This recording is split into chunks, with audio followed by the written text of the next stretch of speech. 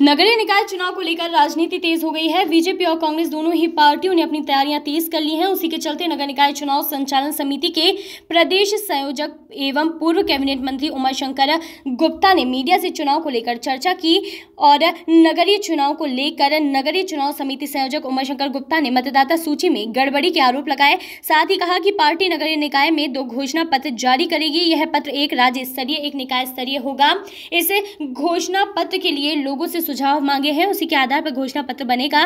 15 साल के विकास के आधार पर चुनाव में जाएंगे। वहीं चुनाव में युवाओं को टिकट पर बोले कि जिताओ प्रत्याशी पहली प्राथमिकता रहेगी। बीजेपी हमेशा दूसरी पंक्ति को हमेशा आगे बढ़ाने का काम करती है। गुटबाजी को सिरे से खारिज किया है। वहीं रमेश मेहंदौला की नाराजगी को लेकर किया खारिज। बीजेपी ने परिवार को कभी बढ़ावा नहीं दिया है। वही कहा कि कांग्रेस के कई विधायक हमारे संपर्क में हैं, पर अभी फिलहाल हमें जरूरत नहीं है। उन कीमतों को कैसे और नियंत्रित किया जा सकता है, प्रधानमंत्री जी ने भी इस बात पर कहा है। और मुझे लगता है कि प्रदेश देश के विकास और उन सब बातों को ध्यान में रखकर लोग वोट करेंगे।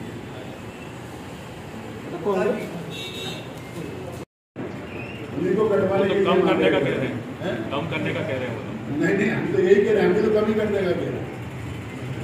हमारे यहाँ तो भोपाल में कांग्रेस का प्रतिनिधिमंडल इस बात के लिए गया कि नाम नहीं काटे जाए।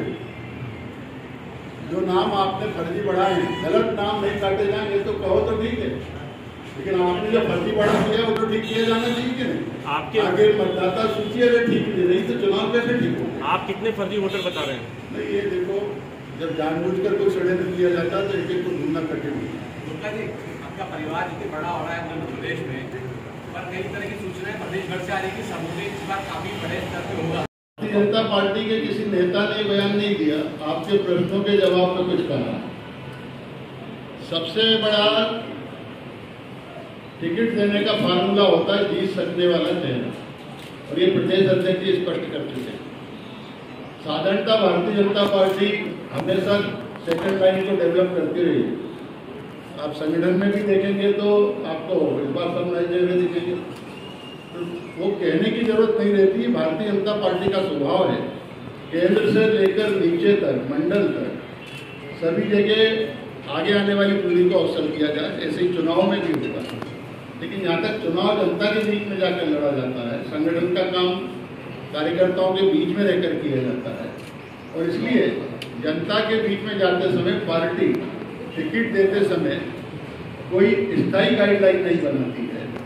साधारणतया जीत सकने वाला चेहरा जो भी हमारे पास उपलब्ध कार्यकर्ता हैं, उनको टिकट देने की बात भारतीय जनता पार्टी करती है। कोई बात है ना,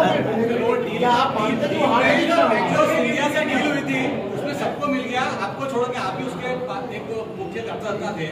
सरकार मिल गई यार, आपको कुछ मिलना चाहिए। सरकार मिली, इससे बड़ी डील क्या हो। अच्छा, ये मिशन बेंगलोर के नायक आप रहे हैं, कोई दूसरा एक और मिशन कोई तैयारी में है क्या? कुछ और कांग्रेस के विधायक आपके संपर्क में है क्या? संपर्क में तो बहुत से हैं, लेकिन फिलहाल अभी जरूरत नहीं है। संजय मंगला ऐसा दावा कर रहे हैं कि बीजेपी इस बार उनकी मदद करने वाली है, उनकी पारिवारिक पृष्ठभूमि ऐसी है और लगातार मीडिया पर बयान भी दे रहे हैं। आप क्या कहें? पूरे मध्य प्रदेश में कांग्रेस हमारी मदद करने वाली है। इंदौर के परिप्रेक्ष्य में क्या है? इंदौर में भी कांग्रेस हमारे समर्थन करने वाली है। वो तो कह रहे बीजेपी मदद करेगी। सकता है। ठीक है, चलिए, धन्यवाद। भारतीय जनता पार्टी में कोई सेवटरी नहीं करता। भारतीय जनता पार्टी का कार्यकर्ता अगर है तो भारतीय जनता पार्टी के लिए काम करता है। अच्छा, इंदौर में आप प्रत्याशी चयन में पिछड़ रहे हैं, कांग्रेस ने तो प्रत्याशी तय कर दिया, घोषित भी कर दिया। हमारे तो सारे पूरे मध्य प्रदेश के तय हो गए। महापौर भी, नगर पालिका अध्यक्ष, नगर परिषद अध्यक्ष, पार्षद। इंदौर से कौन है? इंदौर से एक तो घोषित है कमल का फूल। तो भारतीय जनता पार्टी का कार्यकर्ता तो कमल के फूल के लिए काम करता है। उम्मीदवार का नाम तो बाद में बढ़ जाती है भारतीय जनता पार्टी। टिकट वितरण में ऐसा क्या पार्टी के बाद है कि उनसे ज्यादा चिंता हमारे मीडिया के साथियों को। उनको चिंता नहीं है, उनको मालूम है कि पार्टी जो भी निर्णय लेगी उनके सवाल अगर मीडिया करेंगे तो मीडिया की चिंता में कुछ आ जाएगी। सवाल करेंगे बता दीजिए।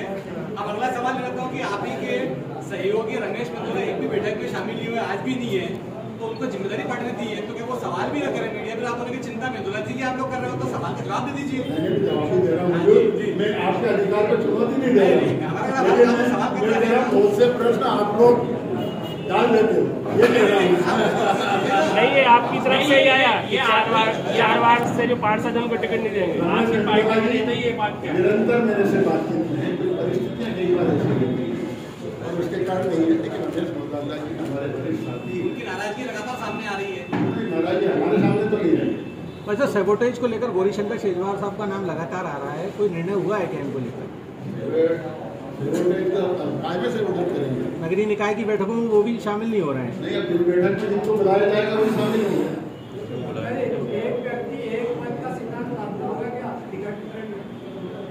अब ये पार्टी तय करेगी और टिकट दे देना 2 पद थोड़ी हो जाता है। चुनाव जीतने के बाद तो आप बता रहे हैं कि आपने प्रत्याशी का चयन कर दिया, तो परिवारवाद से ऊपर उठकर हुआ है या वही परिपाटी करती है? भारतीय जनता पार्टी ने परिवारवाद को आज तक बढ़ावा नहीं दिया। परिवारवाद की व्याख्या क्या करते हैं, ये प्रश्न है। हमारी व्याख्या बड़ा स्पष्ट है।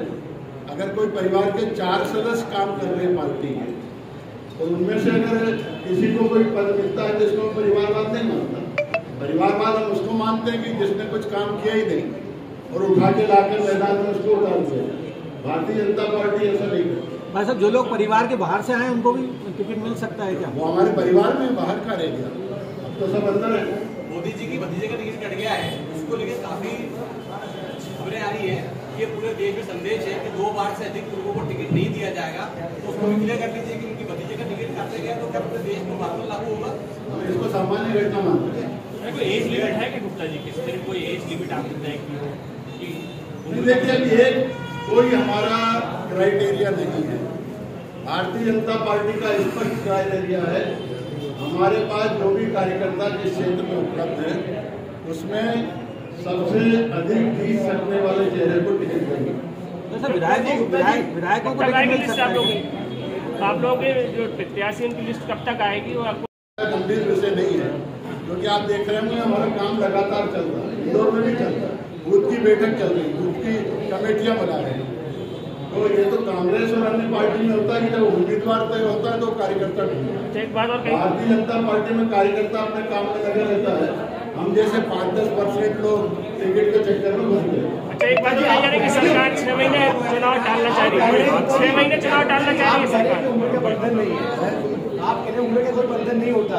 सुमित्रा महाजन को 75 प्लस के चक्कर में होता है और साधारणतः अंततोगत्वा भारतीय जनता, देखिए राजनीतिक क्षेत्र में कार्यकर्ता के मन में महत्वाकांक्षा होना स्वाभाविक बात है और वो महत्वाकांक्षा को हम बुरा भी नहीं मानते, लेकिन अंततोगत्वा पार्टी का जब निर्णय होता है तो साधारणतः उसको लोग स्वीकार करते हैं। ब्यूरो रिपोर्ट कैनन न्यूज।